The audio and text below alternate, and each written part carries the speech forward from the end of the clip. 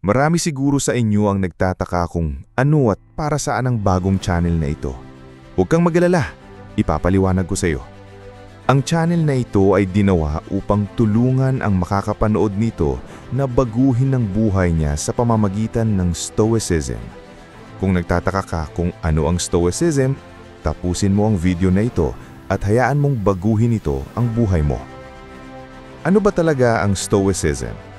At paano ito makakatulong sa iyo o ikaw para magkaroon ng mas tahimik, mas matatag at mas makabuluhang buhay? Kung ikaw ay stressed, laging naghahalala o parang hindi mo kontrolado ang mga nangyayari sa paligid mo, baka ito na ang sagot na hinahanap mo. Kaya manatili ka hanggang dulo dahil ituturo ko sa iyo hindi lang ang kahulugan ng Stoicism kundi paano ito aktual na makapagbabago ng buhay mo. Ano ba talaga ang Stoicism? Ang Stoicism ay isang sinaunang pilosopiya na nagsimula pa noong 3rd century BC sa Greece at lalo pang pinayabong ng mga Romanong tulad dina Seneca, Epictetus at syempre si Marcus Aurelius, ang Roman Emperor na naging kilalang Stoic philosopher. Pero huwag kang matakot. Hindi ito tulad ng boring na philosophy na tinuturo sa school. Ang Stoicism ay isang praktikal na paraan ng pamumuhay. Ano ang pangunahing aral sa Stoicism? May dalawang uri ng bagay sa buhay, yung kaya mong kontrolin at yung hindi mo kaya. At ang susi sa isang mapayapang buhay ay ang pagtuon lamang sa mga bagay na kaya mong kontrolin. Halimbawa, hindi mo kontrolado ang ugali ng ibang tao, pero kontrolado mo kung paano ka tutugon sa kanila. Hindi mo kontrolado ang traffic, pero kontrolado mo kung maiinis ka o gagamitin mo ang oras na yon para makinig ng podcast. Simple, di ba? Pero makapangyarihan. Ang Stoicism ay mayroon ding mga pangunahing prinsipyo. Una, dikotomya ng kontrol. Ito ang foundation ng Stoicism. Lagi mong itanong, kontrolado ko ba ito?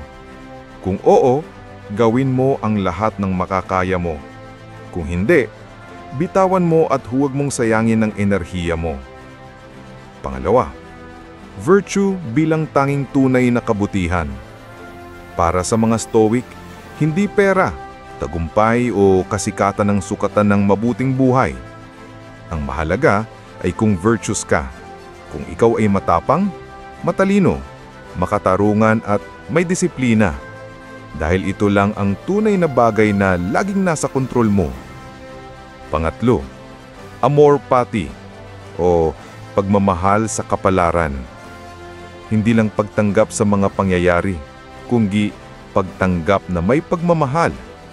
Hindi mo lang sinasabi na okay lang yan. Ang sinasabi mo ay, ito ang dapat mangyari. Gamitin ko ito para lumago. Ikaapat, memento mori o tandaan mong mamamatay ka. Hindi ito morbid. Ito ay paalala na maikli lang ang buhay. Kaya huwag mo nang sayangin sa galit, inggit o walang kabuluhang stress. Pero tandaan natin na hindi dapat nating alam ang mga ito. Dapat ay naia-apply din natin sa tunay na buhay. Paano nga ba natin maia-apply ang Stoicism sa buhay natin? Sa harap ng stress. May deadline ka? May nanigaw sa iyo? Tanungin mo ang sarili mo, kontrolado ko ba ito? Kung hindi, bitawan mo. Kung oo, kumilos ng maayos. Sa relationships, hindi mo makokontrol ang feelings ng ibang tao, pero kaya mong piliin na maging kalmado, hindi mag-react sa galit at panatilihin ang dignidad mo. Sa social media, puro inggitan, puro comparison. Pero Stoicism teaches us walang halaga ang opinyon ng ibang tao kung hindi ito tungkol sa virtue. Sa pagkabigo, nabigo ka? Nadapa ka? Sabihin mo, this is fuel. This is training. Ang bawat kabiguan ay chance para maging mas matatag. Sa tagumpay, nanalo ka, yumaman ka, sumikat ka, congratulations. Pero ang Stoic ay hindi nagpapadala sa ego. Lagi siyang grounded dahil alam niya lahat ng ito ay pansamantala lang. Isa rin sa mga importante na malaman natin tungkol sa Stoicism ay ang mga taong nagpa-practice nito.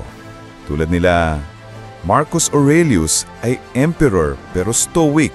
Ibig sabihin, kahit sobrang taas ng posisyon niya, pinili niyang mamuhay ng simple at makatao. Epictetus, dating alipin, pero isa sa pinakamatinding Stoic philosopher. Walang yaman, walang rangya, pero puno ng karunungan. Alam niyo ba na sa panahon natin ngayon ay mayroon ding mga Stoic o tawagin na lang nating modernong Stoic? Ngayon, sa modernong panahon, maraming matagumpay matao ang openly sumusunod sa Stoic principles. Tim Ferriss, author ng 4-Hour Workweek. Ryan Holiday, sumulat ng The Obstacle is the Way. Chris Bosh, NBA player, gumagamit ng Stoicism para manatiling kalmado at focused. Hindi mo kailangang maging philosopher o emperor.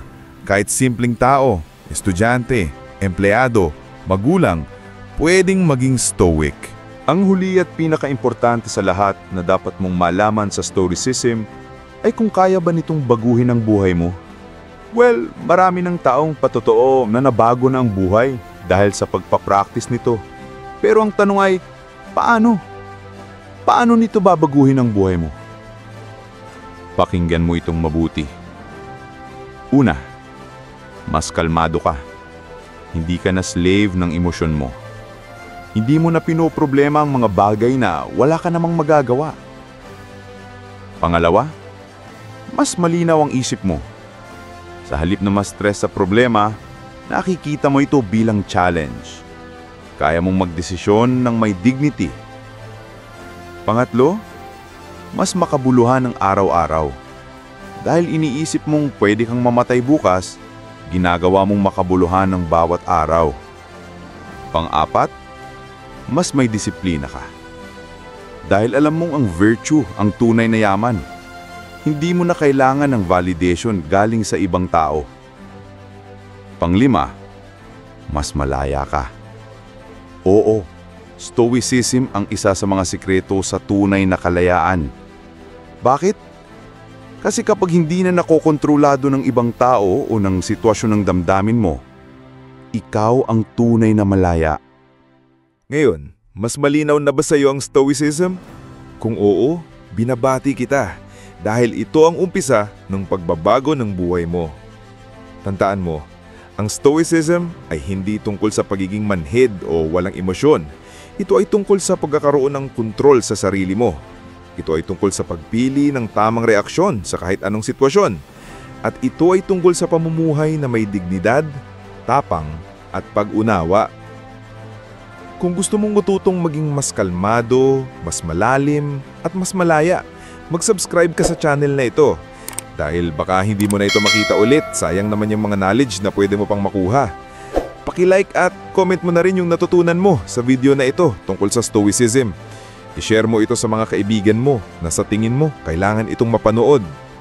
Salamat sa panonood. Hanggang sa susunod na video.